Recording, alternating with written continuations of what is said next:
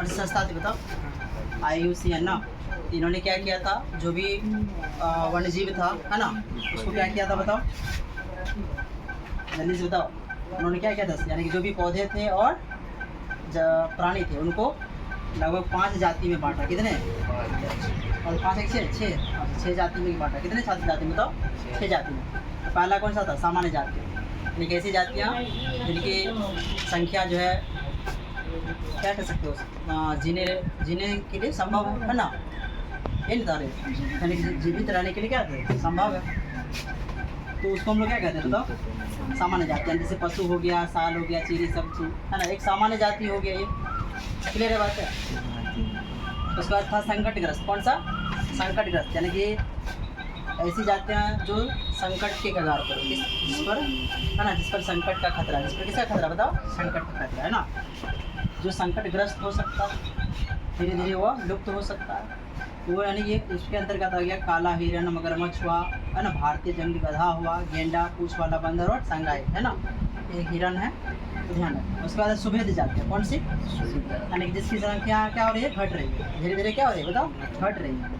इसके अंतर्गत कौन कौन से आते हैं बताओ? नीली भेड़, है ना, एशियाई हाथी, गंगा की डॉल्फिन, है ना, ये सबको जो है संरक्षण के लिए ध्यान देना पड़ेगा, है कि नहीं? चलो एक बात बताओ, हमारा जलीय जीव कौन सा है? डॉल्फिन है, ध्यान रखना।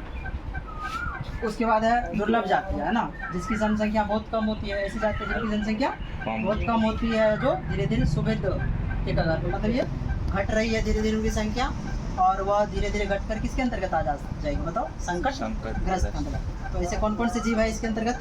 कश्मीर, है ना, जो कश्मीरी बारहसिंगा था। उसके बाद जो है पिग्मी हॉग था, जो एक तरह का सुअर है ना, एक लायन और टेल्ड मकाक, एक तरह का ये बंदर था, ठीक है ना। ये सब आते हैं इसके अंतर्गत, ध्यान रखना। उसके बाद स्थानिक जाति। कौन सा जाति बताओ? तो स्थानिक जातियाँ यानी कि जिनको, ऐसी जातियाँ जिनको प्राकृतिक या भौगोलिक क्षेत्र से क्या रखा गया? अलग रखा गया, अलग जगह दूसरा कहीं क्षेत्र पर रखा गया, तो उसको हम लोग बोलेंगे स्थानिक जातियाँ। जैसे अंडमानी टील हुआ, तरह का पक्षी है, निकोबारी, है ना, निकोबारी कबूतर जो अंडमान निकोबार द्वीप समूह है ना। उसके बाद अंडमानी जंगली सुअर हुआ, और अरुणाचल प्रदेश का मिथुन, एक तरह की गाय, क्या है। देखो अब यहाँ पर है लुप्त जातियाँ। कौन सी? जो लुप्त हो चुका है। क्या हो चुका बताओ? तो एशियाई चीता हो गया, और गुलाबी सर वाली बत्तख और टोडो, ये सब क्या हो चुका है?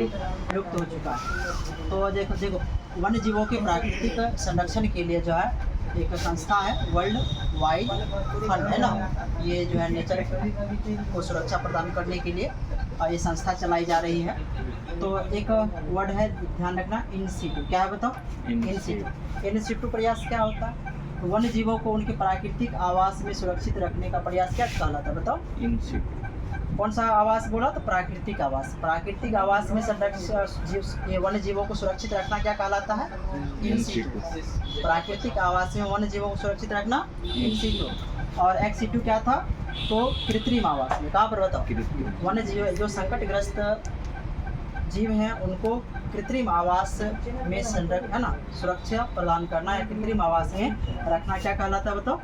एक्स सिटू कहलाता है। क्या कहलाता है? एक्स सिटू कहलाता है। उसके बाद है वन्य प्राणियों के संरक्षण के लिए जो है 3 संरक्षित क्षेत्र है। कितने? वन्य प्राणियों के संरक्षण के लिए कितने संरक्षित क्षेत्र हैं? 3 है। राष्ट्रीय उद्यान, विहार या अभयारण्य, जैव मंडल, है ना। तो राष्ट्रीय उद्यान किसको बोलोगे?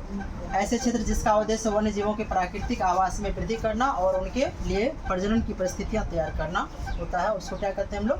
राष्ट्रीय उद्यान। यानी कि इस क्षेत्र में ना तो हम लोग बाहरी हस्तक्षेप वर्जित होता है, मतलब ना तो वहाँ पर कृषि कर सकते हो, ना पशुचारण कर सकते हो, ना वहाँ की लकड़ी काट सकते हो, ये सब मना होता है इससे, ठीक है। तो वर्तमान में देखो भारत में इसकी संख्या जो तुम्हारा बुक है उसके हिसाब से 85 है, लेकिन वर्तमान में इसकी संख्या कुल कितनी है? तो 106। तो अभी पूछेगा कि वर्तमान में भारत में राष्ट्रीय उद्यान की संख्या कितना है? 106, ठीक है। उसके बाद विहार या अभयारण्य क्षेत्र यानी कि वह क्षेत्र जहाँ पर वन्य जीवों एवं उनके आवासों को सुरक्षा प्रदान किया जाता है।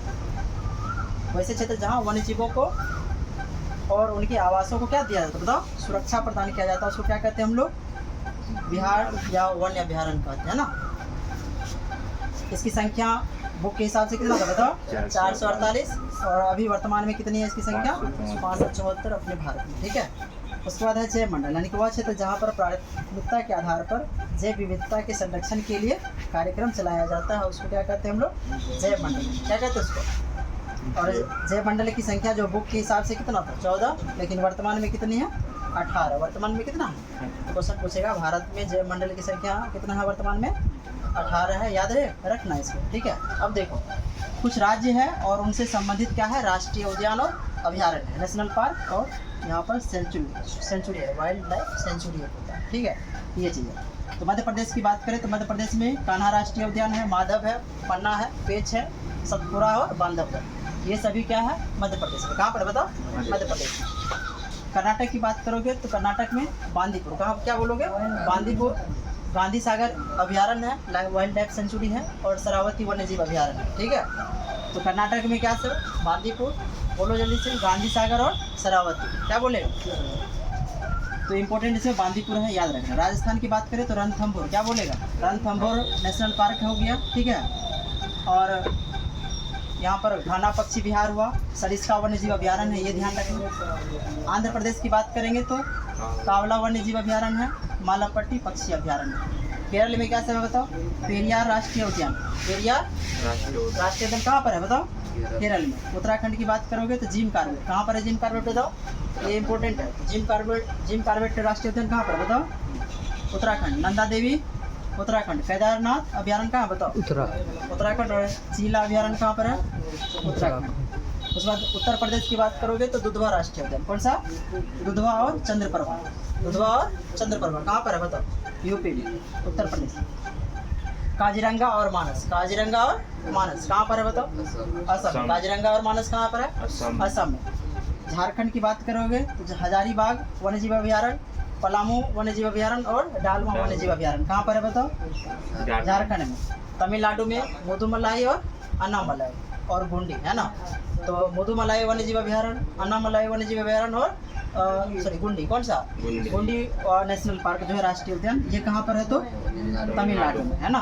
गुजरात में गिर, कौन सा बताओ? गिर राष्ट्रीय उद्यान कहाँ पर है? गुजरात। सुंदरवन कहाँ पर है बताओ? सुंदरवन टाइगर रिजर्व पश्चिम बंगाल में है। और उड़ीसा में सिमलीपाल नेशनल पार्क और चिल्का अभयारण्य। उड़ीसा में कौन सा बताओ? सिमलीपाल, कौन सा? सिमलीपाल और चिल्का कहाँ पर है बताओ? उड़ीसा में। और सिक्किम में कौन सा है? कंचनजंगा राष्ट्रीय उद्यान है। देखो है तो बहुत सारा, तो इसको ना याद कर लेना, ये जो कुछ भी लिखे हैं तो इसमें कुछ इंपॉर्टेंट है। ठीक है।